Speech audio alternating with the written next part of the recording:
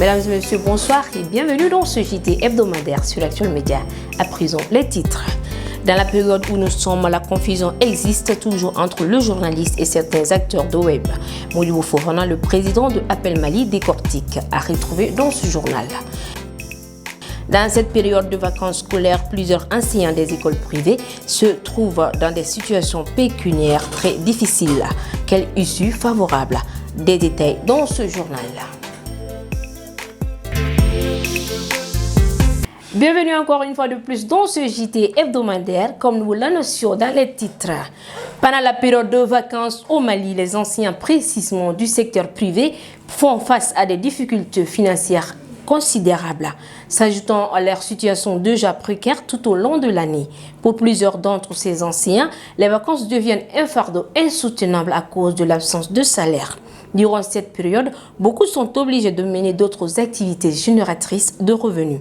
Pour en savoir davantage, regardons ensemble ce élément proposé par Nana Khadija Kouné. Enseigner au Mali est déjà un défi en soi, mais pendant les vacances, les enseignants en souffrent davantage. Pour ceux du secteur privé, la réalité est souvent encore plus difficile. Ils ne bénéficient pas des mêmes avantages que leurs homologues du secteur public et doivent souvent compter sur les maigres revenus générés pendant les périodes scolaires pour subvenir aux besoins de leur famille. Alors, quelles peuvent être les occupations de ces pédagogues pendant ces 3 mois de vacances? Un professeur, pendant les vacances, peut organiser des cours de vacances, peut faire des travaux champêtres ou bien des activités génératrices de revenus, c'est-à-dire les motos-taxis, peut faire aussi des formations ou bien apprendre un métier tel que menuiserie, soudeur et autres. Voilà. Actuellement, je suis en train de faire des cours de vacances gratuits et je suis aussi en train d'organiser des activités communautaires dans mon quartier, sont bien orientées aussi, c'est-à-dire conseils et orientations à l'endroit des nouveaux admis au DF et au baccalauréat pour éviter de faire une erreur de choix. Parce que nous avons fait des erreurs de choix à l'université, dont nous ne voulons plus que nos petits frères commettent les mêmes erreurs. Demba Diabaté, professeur de psychopédagogie à l'Institut de formation des maîtres IFM de Kati, nous explique la différence entre les enseignants du secteur public et ceux du secteur privé. Donc je tiens d'abord à faire la différence entre les enseignants de l'école publique et des enseignants de l'école privée. Généralement, ceux qui font l'école publique là, bon, les gens pensent qu'eux aussi ils ont 3 mois de congé gratuits, mais tandis que chacun a au moins ça, 1 mois de congé, le mois d'août. Ça veut dire le premier mois qui suit les vacances, le début des vacances, après les examens là. C'est fait uniquement pour préparer, pour corriger les examens, pour faire sortir les résultats et voir exactement quels sont les élèves qui vont passer pour les classes supérieures. Mais tandis que après le mois d'août là, l'autre mois aussi est là juste pour préparer la rentrée scolaire. Maintenant pour ce qui concerne les écoles privées, bon généralement ils ne sont pas très bien payés. C'est les gens qui sont payés seulement 9 mois. Après les 9 mois, ça veut dire le reste des 3 mois, ils ne sont pas payés. Donc chacun est obligé d'aller se défendre avec le métier possible qu'il peut exercer. Bon, généralement, moi j'évite de donner des cours dans les familles parce que généralement, on est mal payé par certains. Certains ne payent même pas les mois. Peut-être tu peux compter même jusqu'à 3 mois que la famille ne parvient pas à te payer par rapport aux cours de médiation. Pendant que certains enseignants disposent plus de temps libre pendant les vacances, d'autres restent plus actifs à cette période que durant le reste de l'année. Alors, les vacances sont beaucoup plus animées pour moi que pendant l'année académique. Parce que les vacances, très souvent, les élèves, les étudiants, ils sont à une période morte. Certains pensent qu'il faut aller vers un métier, d'autres pensent qu'il faut voyager. Et moi, je les appelle surtout pendant les vacances à se remettre en question, à se dire, alors, qu'est-ce qui n'a pas marché pendant l'année? Alors, quelles sont ces compétences-là qui me manquent? Qu'est-ce qu'il faut développer encore? Donc, les vacances, ce ne sont pas des périodes où l'étudiant ou bien l'élève doit prendre comme une pause, un moment de distraction et d'amusement, mais plutôt de bien préparer alors l'année prochaine. Alors, je pense que les enseignants doivent aussi être dans cette dynamique parce qu'on le dit, le fer qui ne bouge pas alors forte chance de rencontrer la rouille. Donc si tu as des compétences que tu peux développer, alors il faut le faire. Passer 3 mois sans être payé devient un lourd fardeau pour les enseignants du secteur privé. Monsieur Dakuyo, l'enseignant, nous propose des solutions. Nous ne sommes pas du tout payés pendant les 3 mois de vacances. Ils nous doivent beaucoup. Pourtant, nous sommes des chefs de famille. Même en dehors de ça, ils nous doivent obligatoirement, car actuellement tout dépend de l'argent. La seule solution est que les autorités essayent de revoir cette situation en valorisant les enseignants du secteur privé, leur payer correctement et leur inscrire à l'INPS. En un mot, tous les enseignants doivent être traités au même pied d'égalité. Donc,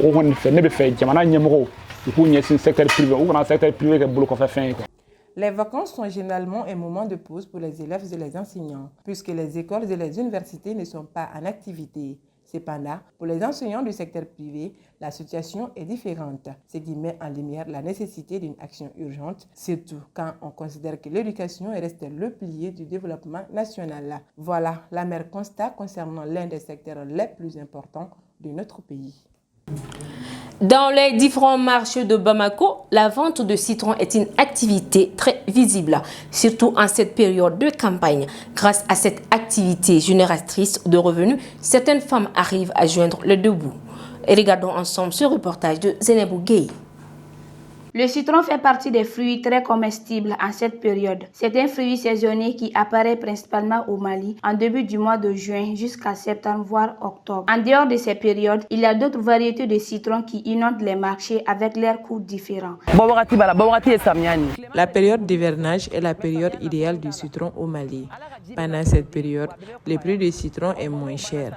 Par contre, pendant la saison sèche, son prix devient encore plus cher. La vente du citron est actuellement morose et il nous provient de Mangala. En dehors de cette période, c'est les citrons ivoiriens qui inondent le marché malien à des prix moins chers. Les citrons qui se trouvent sur le marché sont approvisionnés différemment. Les vendeuses nous expliquent les procédures. En ces moments, le citron est plus sollicité. Des fois, le prix de son sac peut coûter jusqu'à 50 000 francs CFA, mais on l'achète quand même pour les revendre. Ils nous proviennent également de Mangala, car ils les trouvent moins cher là-bas. Mais actuellement, les prix de ces sacs peuvent varier des fois. On l'achète à 7 500 ou à 10 000. Et nous recevons comme bénéfice 2 500 ou 3 000 francs, des fois même 2 000 francs seulement.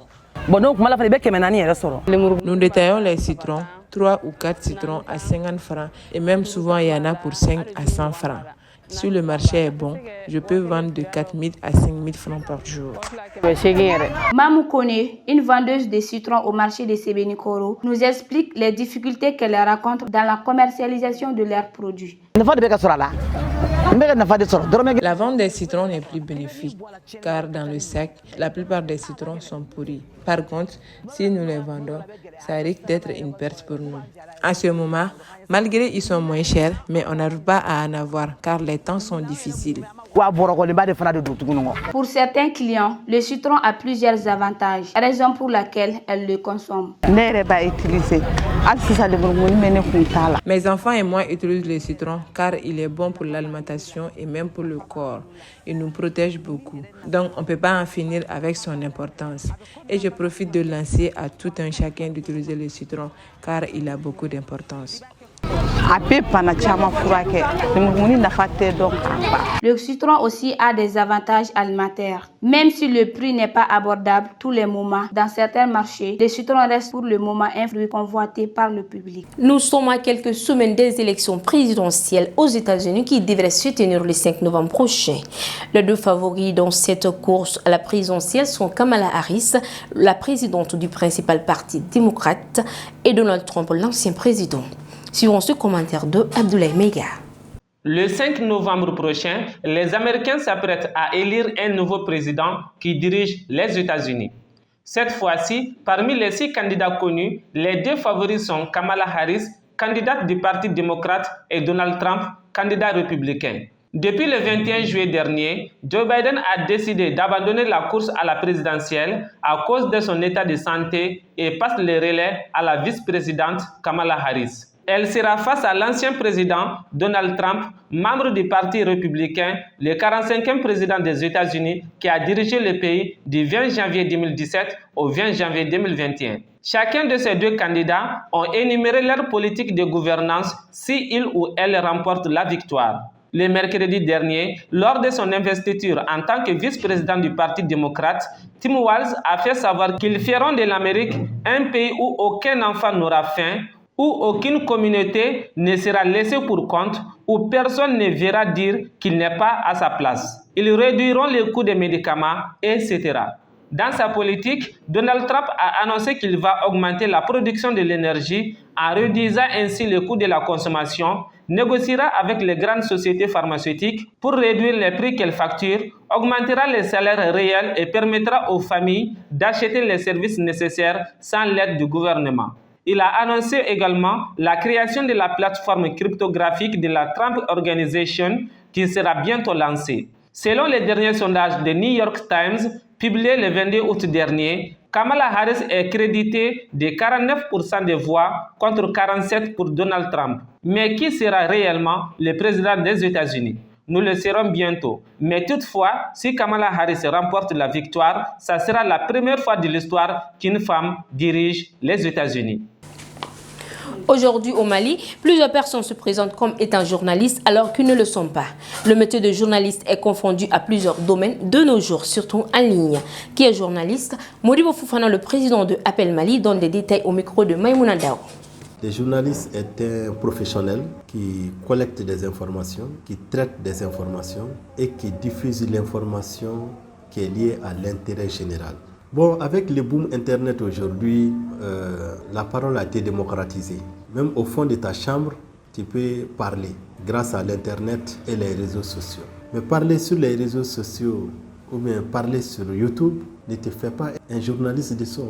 Et ce n'est pas les réseaux sociaux et l'Internet qui vont réinventer le journalisme. Mais le journalisme s'est transporté sur Internet. Aujourd'hui, on les appelle les journalistes professionnels en ligne. Mais les journalistes restent intacts. Ceux qui étaient à la radio, à la télévision et aux journaux, ce sont les mêmes professionnels qui travaillent aujourd'hui sur Internet. Et on les qualifie des journalistes professionnels en ligne. Et ce sont ces mêmes journalistes qui maîtrisent les fondamentaux du journalisme. Je ne vois pas une confusion entre les journalistes et ceux qui sont sur les réseaux sociaux avec un smartphone, ou ceux qui se disent influenceurs journalistes, web activistes journalistes, ou vidéoman journalistes. Les journalistes restent intacts. Au Mali, il y a deux façons pour être journaliste au Mali. La première condition pour être journaliste, il faut d'abord sortir d'une école de journalisme. C'est la loi 046, la loi 2000 qui définit, avec une licence pour exercer la profession journalistique. Ou bien, il faut amener un diplôme supérieur. Il faut avoir un diplôme supérieur, Bac plus 4 auparavant, et puis tu dois faire 1 an de stage dans un organe de presse pour être confirmé journaliste. Voilà les conditions pour remplir afin d'être journaliste. Mais on ne s'improvise pas journaliste en 24 heures parce qu'il y a eu ce boom Internet. On ne devient pas journaliste parce que j'ai un smartphone avec un trépied et je sais parler au fond de ma chambre. Ne te fais pas journaliste. Mais le journalisme, c'est la science de l'information. Le journalisme, c'est des conditions à remplir. Et le journalisme, c'est réservé aux intellectuels. C'est ça qu'on appelle un journaliste au Mali, selon la loi 046. Ce qui se passe actuellement en ligne, c'est regrettable, c'est déplorable, mais c'est aussi la magie de l'Internet. Il faut y reconnaître. Et on ne doit pas rester dans la rigidité intellectuelle en disant que oui, je suis journaliste, je ne dois pas exploiter l'Internet. L'Internet et les réseaux sociaux ont facilité aujourd'hui la parole. Mais ce sont les journalistes qui doivent aujourd'hui s'adapter à ces réseaux sociaux et à l'Internet pour mieux l'exploiter. Pour au moins informer la communauté qui existe sur ces réseaux sociaux. Nous sommes en train de confondre, comment dirais-je, des choses à la fois qui ne sont pas les mêmes. C'est au Mali que tu vois que les gens se donnent ces titres journalistes alors qu'ils ne le sont pas. Le journalisme, c'est la même science que la médecine. Le journalisme, c'est la même science que la justice. Imagine un médecin cardiologue. Son rôle, c'est de faire la chirurgie du cœur. Le rôle du journaliste aussi, c'est de traiter l'information et de collecter l'information. Mais est-ce qu'un cardiologue peut remplacer un infirmier? Est-ce qu'un infirmier peut se dire qu'il est cardiologue? Il est de même aussi dans la pratique journalistique. Un animateur ne peut pas se dire qu'il est journaliste. Parce qu'un animateur, ça c'est un niveau inférieur. Un technicien ne peut pas dire qu'il est journaliste. Parce que les journalistes, ça c'est une spécialisation. Au même moment, si un infirmier ne peut pas se dire qu'il est cardiologue, à mon avis, les techniciens ou les infirmiers, il ne peut pas aussi se donner ce titre pompé. Voilà ce qui est regrettable que nous sommes en train d'assister. Un prélude de la rentrée prévue pour le mois d'octobre, nous recevons sur ce plateau de JT M. Djamalolo Gédéon. Il est recteur de l'École supérieure de commerce, School of Management. M. Djamalolo, bonjour. Oui, bonjour Madame la journaliste, bonjour à tous nos spectateurs qui nous suivent à l'instant. Merci de vous joindre à nous sur ce plateau. Merci, j'ai plaisir partagé. Sans plus tarder, pouvez-vous nous présenter brièvement votre université? Merci bien. L'université EC Mali School of Management, c'est une université créée depuis 2010 par un Français qui s'appelle le nom de Messé Jacquin. Et aujourd'hui, l'université est pilotée par son épouse, Madame Mariam Diallo, qui est la présidente de l'université. L'université EC Mali, c'est une université de commerce, parce que le nom EC veut dire École supérieure de commerce. Alors, dans cette école, nous avons la licence au doctorat, en passant par le master et par le MBA. Voilà un peu en bref ce que nous pouvons retenir sur EC Mali. D'accord. À un mois de leur entrée, comment se passent déjà les préparatifs au sein de votre établissement? Oui, l'équipe des inscriptions sont déjà en place. Et puis nous sommes en train de mettre déjà des processus académique qui pourra permettre pour recevoir des étudiants de partout en Afrique, parce que n'oubliez pas que EC Mali, nous avons des cours en ligne et des cours en présentiel. Alors pour le moment déjà les inscriptions sont déjà ouvertes, la porte déjà des inscriptions sont déjà ouverte, l'équipe même professorale est déjà en place, en train de mettre des plannings, et dans le cadre même de médias, nous avons déjà commencé même nos publicités avec plusieurs médias, passant par la presse écrite, la radio et la télévision, et nous sommes là pour recevoir particulièrement même les bacheliers de cette année. D'accord. Quelles sont les différentes filières que nous pouvons retrouver chez vous? Oui, au niveau de la licence, nous avons quelques filières qui est reconnu par l'État, qui sont en commençant par marketing et communication.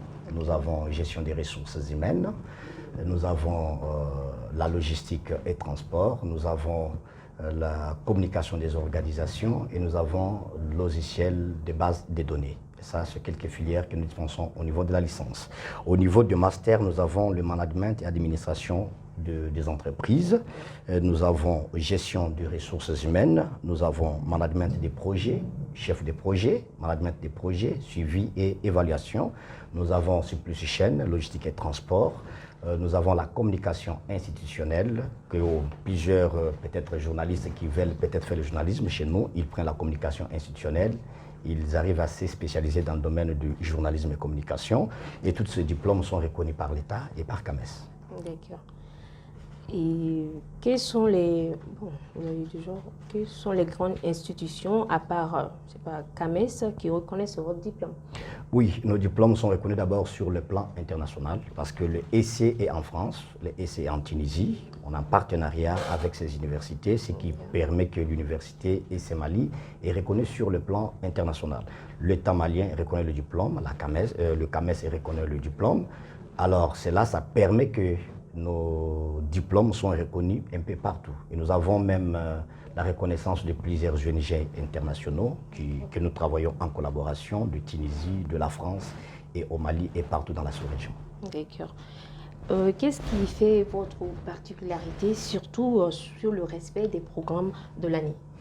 Oui, ça c'est un défi que j'ai toujours l'habitude de dire à tous les journalistes qui ont l'habitude même de m'interviewer. Quand vous observez le programme de EC Mali, vous ne pouvez pas le trouver ailleurs, ici au Mali. Ça, c'est un défi. Alors, ce programme est bien structuré. Il n'y a pas un programme qu'on peut vous envoyer un document en vous disant que non, il y a le programme suivi. Non, non, non, non. Chez nous, chaque filière est traitée son objectif. Les modules, les contenus est bien structuré. C'est-à-dire lorsqu'on remet cela à un étudiant, ça lui permet d'abord de voir d'abord la qualité. Ça, c'est le premier point. Et le deuxième point qui nous permet de se différencier de plusieurs universités ici au Mali, nous avons la double diplomation. Les étudiants bénéficient du diplôme du Mali et de la France. Pour celles qui font le master, ils sont obligés de passer 2 semaines à Paris et ils reviennent, ils ont double diplomation. Pour la licence, ils vont faire 6 mois à Bamako et passer 3 mois en Tunisie. Ils reviennent, ils ont double diplomation. Voilà un peu nos particularités pour EC Mali. Monsieur Diamalolo Gédéon, quels sont vos derniers mots à l'endroit de nos chers téléspectateurs? Alors, nous pouvons souhaiter vraiment bien des choses à nos bacheliers de cette année 2023-2024. Et nous les appelons à venir massivement s'inscrire à l'université EC Mali. Ils ne regretteront pas de la qualité de la formation de notre côté. Et je vous remercie. D'accord, merci beaucoup. Merci d'être passé sur le plateau. À présent, l'actualité nationale et internationale avec la voix et la compilation de Maïmouna Dao.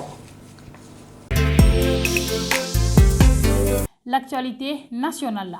Le jeudi 22 août 2024, le président de la transition, son Excellence le colonel Assimi Goïta, a effectué une visite de terrain au Centre de coordination et de gestion des crises et catastrophes. Un outil stratégique placé sous l'autorité du Premier ministre est destiné à piloter la réponse de l'État face aux crises majeures. Accompagné du Premier ministre, Dr Shogel Kogala Maïga, du président du Conseil national de la transition, le colonel Malik Diao, et de plusieurs membres du gouvernement, le président Goïta a pu constater de visu l'efficacité des opérations menées par cette structure dans le contexte actuel d'inondations qui touchent les pays.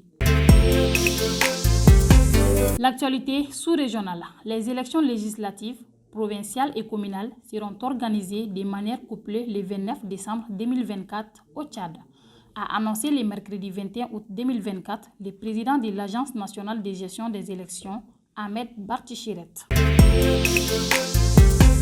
L'actualité internationale. Les nouveaux membres du gouvernement malgache, dirigés par le Premier ministre Christian Tsaï, viennent d'être nommés après plus d'un mois d'attente. La présentation des nouveaux ministres a été faite au cours d'une cérémonie officielle qui s'est tenue ce jeudi en fin d'après-midi au Palais d'État. Ce jeudi 22 août 2024, un gang a attaqué des véhicules de police avec des lance-roquettes dans le centre-est du Pakistan, tuant au moins 9 agents, a déclaré la police nationale. Mesdames et messieurs, c'est tout pour ce JT hebdomadaire. Merci de l'avoir suivi et à très bientôt sur Actuel Média. Parce que nous croyons au grand potentiel humain, parce que nous incarnons la performance, parce que l'autonomisation et le perfectionnement de l'édite constituent notre objectif. Rejoignez-nous, Université Bazo, la performance par excellence.